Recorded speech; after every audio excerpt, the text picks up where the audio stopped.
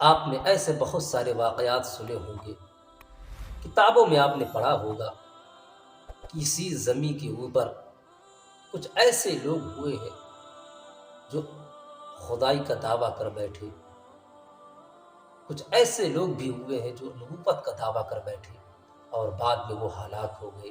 انہی میں سے ایک نام مسلمہ کذاب کا آتا ہے۔ مسلمہ کذاب نے رسول پاک کو خط لکھا اور خط میں یہ لکھا تھا کہ آپ میرے ساتھ معاہدہ کر لیں، سمجھوتا کر لیں کہ جب تک آپ ظاہری زندگی میں ہیں تب تک آپ نبی رہے اور آپ کے وصال کے بعد میں نبی بن جاؤں گا، یا دوسرا آپشن یہ ہے کہ آدھے عرب کے آپ نبی بن جائیں اور آدھے عرب کا میں نبی بن جاتا ہوں۔ ادھر سے رسول اللہ صلی اللہ علیہ وآلہ وسلم نے خط لکھا کہ مسلمہ کذاب ہے تو، مسلمہ تو جھوٹا ہے۔ جب آپ نے یہ خط لکھا تو صحابہ کرام بیٹھے ہوئے تھے۔ آپ نے خط لکھنے کے بعد کہا کہ یہ مسلمہ کے دربار میں یہ خط کون پہنچائے گا؟ ابھی سب بیٹھے ہوئے تھے کہ ایک صحابی رسول کھڑے ہو جاتے ہیں۔ وہ مدینہ شریف کے گلی کوچوں میں ٹوکری میں رکھ کر سر پر کھجوریں بیچا کرتے تھے۔ جب وہ کھڑے ہوتے ہیں تو کھجور ہی کھا رہے تھے، جب وہ بولنے چلتے ہیں تو جو کھجور کھا رہے تھے وہ منہ سے گرا صحابہ اکرام کے جسم اطہر پر۔ کچھ صحابہ اکرام نے کہا کہ صاحب پہلے کھجور تو کھا لو، تو حضرت حبیب بن زید کہتے ہیں کہ اگر میں کھجوریں کھانے لگا تو شاید یہ نوکری کسی اور کی لگ سکتی ہے۔ آپ نے کہا یا رسول اللہ یہ خط مسلمہ کے دربار میں پہنچاؤں گا۔ آپ نے جب یہ کہا تو پیغمبر اسلام نے کہا سوچ لو، سپاہی بہت ہوں گے وہاں پہ۔ تو حضرت حبیب بن زید نے کہا پیغمبر اسلام آپ فکر نہ کریں۔ آپ نے خط لیا، لینے کے بعد نیزہ لیا اور مسلمہ کے دربار میں چلے جا رہے ہیں۔ جب آپ اس کے دربار میں پہنچے ہیں، پہنچنے کے بعد آپ نے نیزے کو اس کی چوکھٹ پر گاڑ دیا۔ جب نیزہ گڑ گیا تو مسلمہ نے کہا کون ہو اور کیوں آئے ہو؟ کہا میں پیغمبر اسلام کی طرف سے آیا ہوں، اور تم چہرہ دیکھ کے پتہ نہیں کر پا رہے ہو کہ میں مصطفیٰ کا غلام ہوں اور میں پیغمبر اسلام کا خط لے کر آیا ہوں۔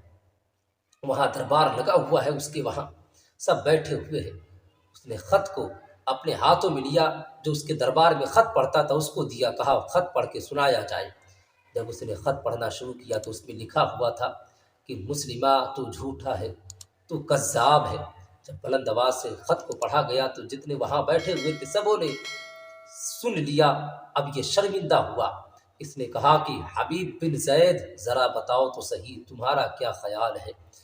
حضرت حبیب بن زید یہ پیغمبر اسلام کے سچے سپاہی کہتے ہیں کہ اس میں خیال کی بات ہی کوئی نہیں ہے، اس میں سوچنے کا کوئی موقع ہی نہیں ہے۔ پیغمبر اسلام نے جو کہہ دیا وہ سچ ہے۔ کہا یہ آگے پیچھے دائیں بائیں جو دیکھ رہے ہو، تیر اور برچھی بھالا لیے کھڑے ہوئے ہیں، تلوار لیے کھڑے ہوئے ہیں، تمہیں ڈر نہیں لگتا؟ کہا تم مجھے ڈرانے کی کوشش کر رہے ہو؟ ارے جب میں گھر سے نکلا تھا میرے 10 سے 12 بچے ہیں، میرے 12 بچے ہیں، کچھ بچے ابھی دودھ پی رہے ہیں، کچھ بچے ابھی چلنے کے قابل نہیں ہیں۔ جب میں گھر سے چلا تھا تو میری بیوی کی محبت، میرے بچوں کی محبت بیچ میں حائل نہیں ہوئی تھی، مجھے ڈرانے کی کوشش کر رہا ہے۔ کہا سوچ لو تمہاری گردن قلم کروا دوں گا میں۔ کہا تمہیں پتہ نہیں کہ میں پیغمبر اسلام کا غلام ہوں، اور پیغمبر اسلام کا جو غلام ہوتا ہے وہ اپنی جان کو ہتھیلی پہ لے کے چلا کرتا ہے، ہم تو اپنے سر پہ کفن باندھ کے چلا کرتے ہیں، ہمیں سوچنے کی کوئی ضرورت نہیں ہے، جو میرے آقا نے فرما دیا وہی سچ ہے۔ اس نے کہا کہ اب بھی موقع ہے سوچ لو۔ کہا سوچنے کی کوئی بات نہیں ہے، میں مکر نہیں سکتا، میرے آقا نے جو فرمایا وہی سچ ہے۔ اس نے تلوار کو نکالا میان سے نکالنے کے بعد حضرت حبیب بن زید کے ایک بازو کو کاٹ دیا، خون اللہ اکبر تر بتر خون گرنے لگتا ہے۔ پھر کہتا ہے کہ حبیب بن زید ابھی بھی موقع ہے سوچ لو۔ واہ رے صحابی رسول، آپ کی سوچ کو سلام۔ آپ نے کہا کہ جو پہلے میرا خیال تھا وہی خیال ہے، تم کیا سوچتے ہو کہ بازو کٹنے کے بعد میں خیال بدل دوں گا؟ ارے گردن بھی کٹ جائے پھر بھی میں خیال نہیں بدلنے والا ہوں۔ پیغمبر اسلام نے جسے جھوٹا قرار دے دیا ہے اسے کوئی سچا بنا ہی نہیں سکتا ہے، اس نے دوسرے بازو کو بھی کاٹ دیا۔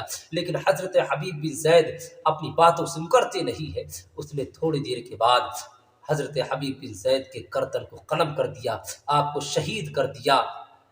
لیکن حضرت حبیب بن زید پیغمبر اسلام نے جو لکھا تھا اس پہ اٹل رہے، اسی لیے تو کہنے والے نے کہہ دیا کہ غلام ہے غلام ہے رسول کے غلام ہے، غلام یہ رسول میں موت بھی قبول ہے، جو ہو نہ عشق مصطفیٰ تو زندگی فضول ہے، نہ تاج نہ تقویٰ نہ زہد و اتقا پر ہے، ہمارا ناز جو کچھ بھی ہے محمد مصطفیٰ پر ہے۔